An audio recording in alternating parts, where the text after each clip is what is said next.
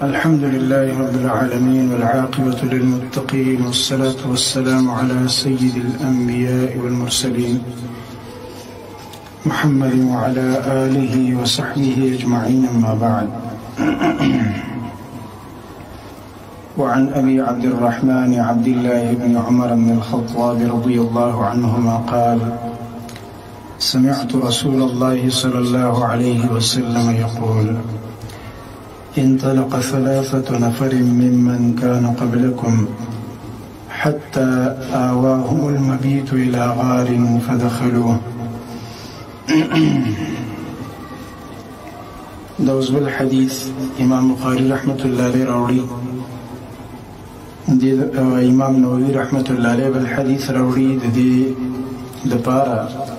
چې کوم عمل په اخلاص سره وشي نو په هغې کې دومره طاقت وي. د 3 کسانو په دین کې را داخلي کړي دي،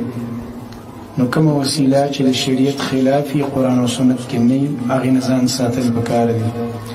او کومه وسیله چې شرعي وي هغه اختیارول پکار دي. قرآن او حدیث کې چې د وسیلې کوم اقسام جایز دي انشاءالله تعالی به موږ ذکر کړو د الله په توفیق باندې. او د حدیث کې د صحابي حالات چې ابو عبد الرحمن عبد الله بن عمر بن الخطاب رضي الله عنهما، چې دا د عمر فاروق رضي الله تعالی عنه زوی دی، عالم صحابي دی عبد الله، او الله رب العالمین له ډېره پوهه ورکړې په دین باندې. او د ده بعضې حالات به ذکر کړو انشاءالله تعالی. د ده نه نقل دی، دی فرمایي چې سمعت رسول الله صلی الله علیه وسلم، ما اوریدلی د رسول الله صلی الله علیه وسلم نه یقول فرمایلی. اول به د حدیث لفظي معنا وکړو، بیا به انشاءالله دې کې چې کوم فواید دي او کومه شرح ده به بیا وکړو د الله په توفیق. انطلقا روان شو لاړل 3 نفر 3 کسان ممن کان قبلکم د هغه چا نه چې تاسو نه مخکې تېر شوي دي، من ستاسو نه مخکنو امتونو کې یو 3 کسان هغې تلي په سفر باندې وتلي حتی تر دې پورې چې دوی مزل کو آواهم المبیتو، چې ځای ورکړو دوی له شپې تېرولو، معنا ده دوی مجبوره شو شپې تېرولو ته، او شپې یې وړله الی غار، یو غار ته. فدخلوه، نو هغه غار ته دوی ورداخل شو. شپه پرې راغله، د غر علاقه وه، نو دوی لاړل او یو غار ته ننوتل. په دې کې چې څنګه دوی غار کې د دې شپې تېرولو دپاره ورداخل شو، فانحدرت، راورغړېده صخرة، یو لوی ګټ، من الجبل، د غر نه، د غر نه یو لوی کمر راغی. فسدت علیهم الغاره، نو بند کړو دې کمر په دوی باندې دا غار، یعنې دونه غټ ګټ راغو او دونه لوی کمر چې د دې غار دا خوله یې څه کړه، دی بنده کړه. دوی پکې ګیر شو 3 واړه. په دې دوران کې دوی زور مور ولګو، خو دا ګټ دونه لوی و چې دا د زور باندې د لرې کېدو نو بعضې کار په زور کېږي او بعضې کار په زارۍ کېږي.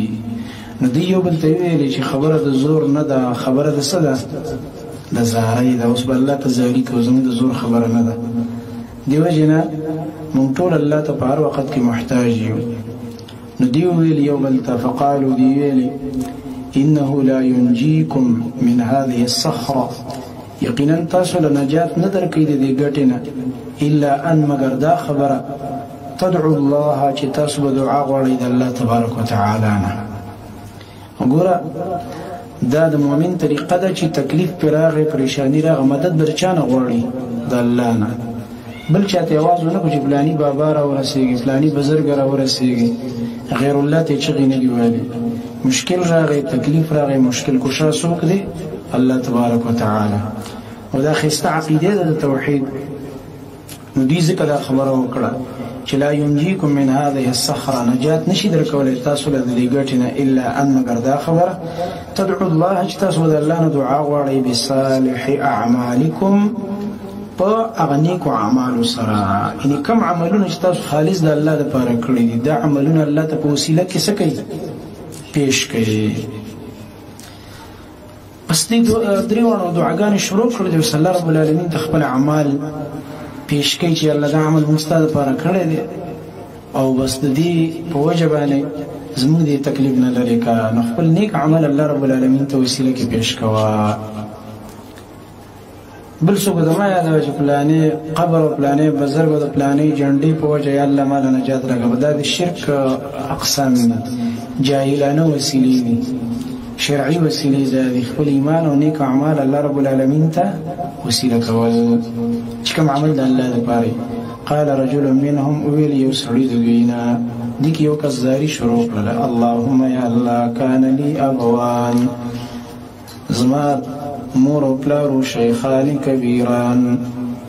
بوډاګانو او ډیر زوړ عمر ته رسیدلیو کمزوري شوی زوړ عمر ته ورسېد زما د والدین وكنت وزچی مالا اغبقو ما با بیگاناره نکولو قبلهما داغین مخکی مطلب دا دی چې بیگا کې به ما پی راوله شل کنه سارو مارونه نو داغین مخکی به می بل چاله نه ورکول نه خپل بچوله ما به بیگاناره نه ورکول قبلهما مخکی دی خپل مور او پلار نه اهلا خپل اهل ولا مال نه مال مال کې دغه داخل دی خادمان غلامان دا مال لیکنه خادم نوکر یا خپل بچی خزه دیله به منور کول اول به پي چاله ورکول بیگاناره به مور چاله ورکول مور او پلار له مور کوم دا مور پلار ډیر احترام کوم نو دا لا اغبق معنا صد لا اغبق من ما با پي نور کول بیگاناره به منور کول د مور پلار نمخ کې نخبل اهل او نخبل مال یو ورځ بزلیټ شوم او زلاړه لما په ونه منو پسې ګرځیدم لړګي مرګي مې راټوله په دې کې ځنګل کې دونه لري لاړه لما چې لیټ راغم کوړته نور پلار رانو د شیو اوس قصه کوي فانا ابي نو لري کړو مال را طلب الشجر طلب کول د ونو یوما یورز د ونه په طلب کې وته ما دونه لري لاړه ما چې فلم ارح یا فلم ارح عليهما ز را واپس نشم د خپل مور پلار خواته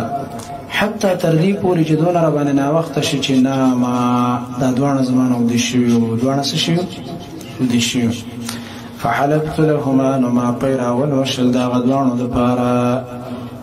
غبوقهما دا غید بیگاناری غبوق بیگاناری ته یو سباناری کنه غدا چوتوي غدا سباناری ته وي سورہ کهف کې راځي چې موسی عليه السلام خادم تسویل آتنا غداءنا لقد لقينا من سفرنا هذا نصبا اغه سباناری او غدا او یو دی غبوق دې تسوي د ستوي بیگاناری بیگا ټیم کې مازیګری نه بعد چې کوم خوراک مازیګری یا مازیګر نه بعد چې کوم کېږي دا ټیم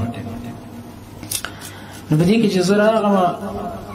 ما پیرا اول وشل د دوانو له داغې د بیگاناری د پاره فوجدت همان ماون ومن د دوانو مور پلار نه ایمایني چې دوانو ودو مور پلار ودو فکرهت ما بدو غنل ان اوقظهما چې زدا دوانو را بیدار کوم د خوب نه دومره تابعدار دي مور پلار ګوره چې خوب نه نه پاسي چې د مور پلار می آرام خراب نشي د سمره انتهایی احترام کړی د والدینو چې او عجیب کار دا کې جغید خوب نه را پاسینه او دا چې کوم ویخ دی پېتی والی غوړي پې نه ورکې ځکه چې دا شرط په ځان لګول چې اول بز والدینو له طعام ورکوم خوراک به ورست خپل اهل ورکوم نو ما بدو غنل انو قذهما چې دیره بیدار کوم ان اغبق قبلهما اهلا او مالا او زدی دا سب بیگاناره ورکم د دې دوانو مخ کې خپل اهل یا مال مال مراد تمام مخ کې ویلې دینه مراد څه د دې غلامان خادمان فلبثت نما وقت تیر کړی انتظار مې کو والقدح على يدي او پیاله د پيو زما په لاس کې و ور پیاله ډګه کړی د پيونه مور پلار د پاره په انتظار کې ولاړ دی مور پلار مبددي او شراب پاسي د پيوس کې انتظروا انتظار کوم استيقاظهما دا غیدرا بیداریدو ما انتظار دا غید بیداریدو کو چې خوب نه را پاسي حتی تر دې پورې برق الفجر چې راوخته سار پړقوالو نو بس فجر شو. والصبية زما ماشومان چې يتضاغون چغې والي زما خواته عند قدمي زما د قدمونو په خوا کې زما د کوم چې دغه د بچیو ماشومانو نو دوی زما د قدمونو سره زما د خپو سره چې کوم دی خپونه رانیولم الا بابا شابه پی راکه که نه وږي پی راکه ماشومانو چغې والي يتضاغون الضغاء إليكي صوت الذلة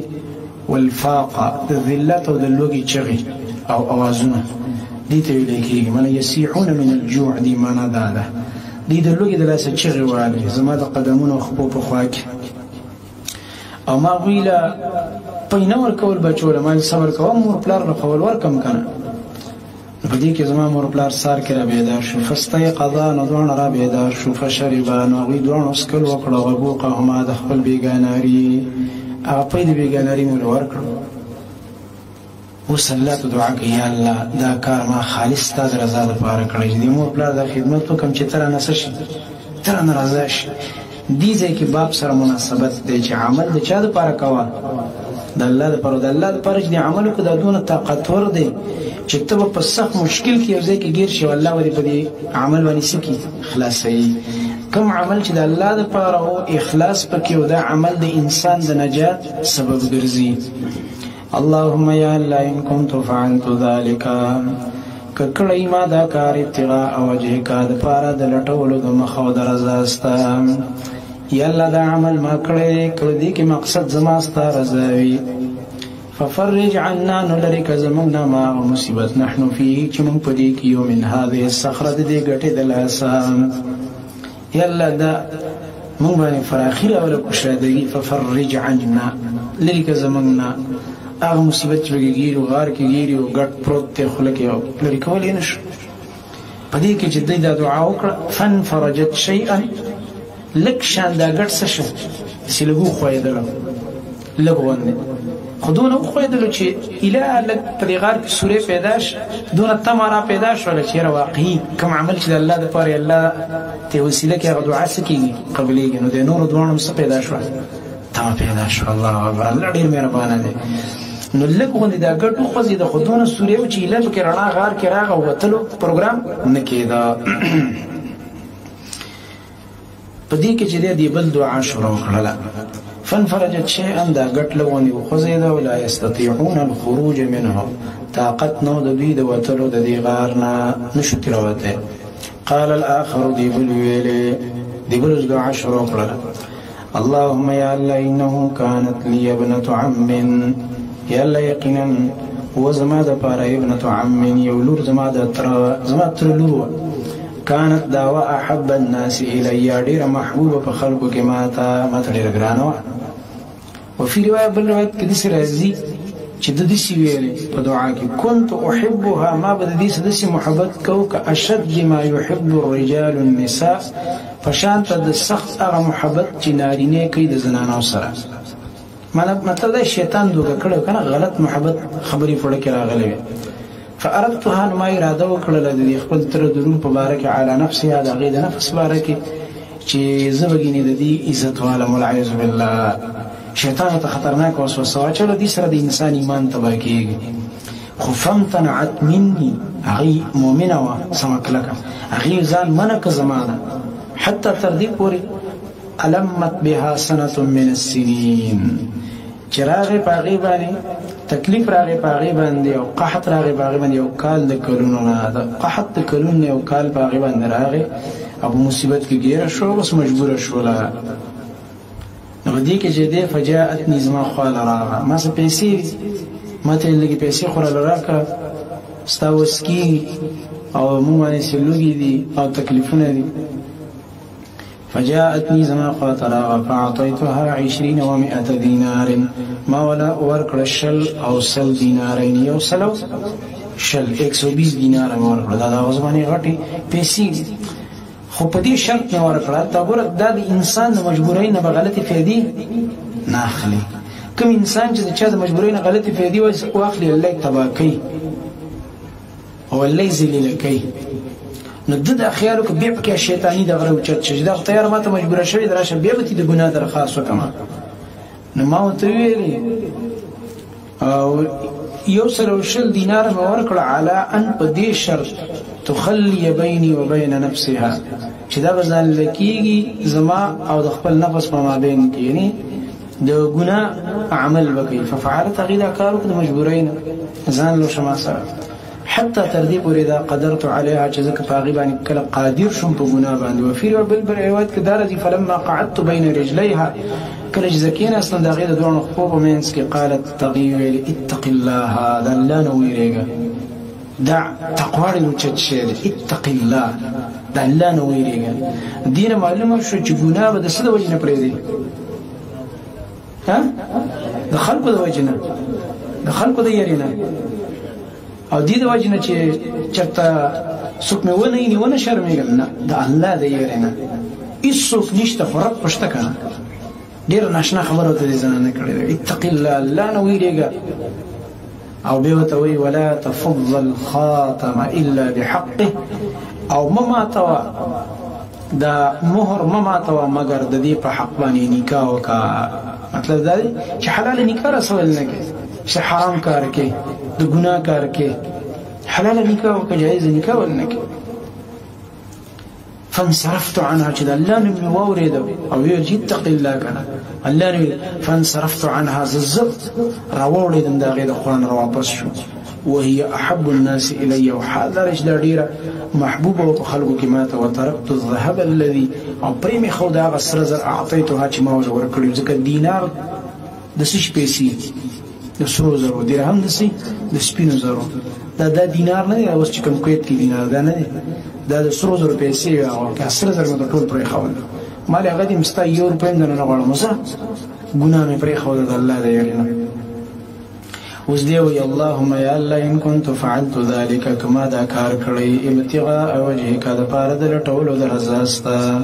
چې ستا مخ دیدار دا غواړم ستا د رضا په نیت باندې دا کار ما وکړه دا ابتغاء وجهک چې راځي د دې د باب سره مناسبت دی چې ګوره د الله د رضا دپاره عمل کوه فافرج عنا نو لرې که زموږ نه ما نحن فيه هغه مصیبت چې موږ پکې ګرفتار یو فانفرجت الصخرة نو بیا لږه شان ورغښتله دا ګټه لږه غوندې بیا څه شوه لږه نور هم ښکته لاړه خو بیا هم دونه لا نه لره چې دې غار نه راوتي وې خو دونه وشوه چې لږه غوندې ښکته لاړله غير انهم غير الذين جدي لا يستطيعون راوتي لا يستطيعون جدي طاقت نه لرو الخروج من هذا راوتو د دینه مطلب دا دی چې دا ګټه خو لاندې لاړه خو دونه لا نه لرله چې دی راوتي وې او د دې غار نه بار راوتي وې ځکه وایي دونه ګټه ښکته شوله چې دی د غار نه نشو راوتی طاقت یې نه اوس د درېیم دعا شروع کړله وقال الثالث او ویلې دی درېیم اللهم یا الله استأجرت ما په مزدورۍ باندې نیولي وو اجراء مزدوران واعطيتهم او ما ورکړه دي مزدورانو ته اجرهم د هغوی مزدوري غیر رجل واحد غیر د یو سړي نه ټول مزدوران له مزدوري ورکړه یو مزدور له مزدوري ورنه کړله ولې ځکه دا سړی چې او ترک الذي د پرېښودل هغه مزدوري له چې د حق کې د وذهب ولاړې روان شه چې کوم مزدوري د دوا هی پرېښوده ولاړې روان شه مزدوري وانه خسته فثمرت اجره نو ما امدني وګرځوله د دغه مزدوري د مزدوري مې څه کړله امدني مې وګرځوله په تجارت کې مې واچوله د مزدوري چې کوم پاتې شوله په دې باندې چې سایه دا ټول ستا مزدوري د دې صحرا کې وګوره دې ډاګه کې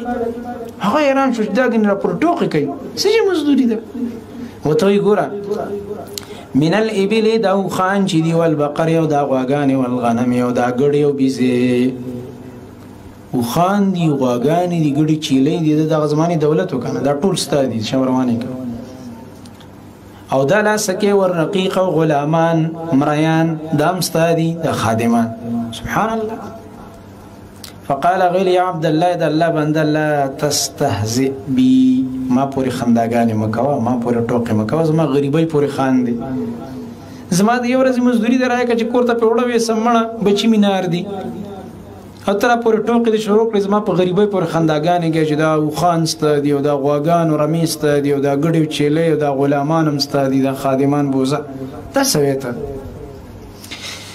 فقلت ما ورته ویل لا استهزئ بک زه په تا پورې خندا نه کوم زه تا پورې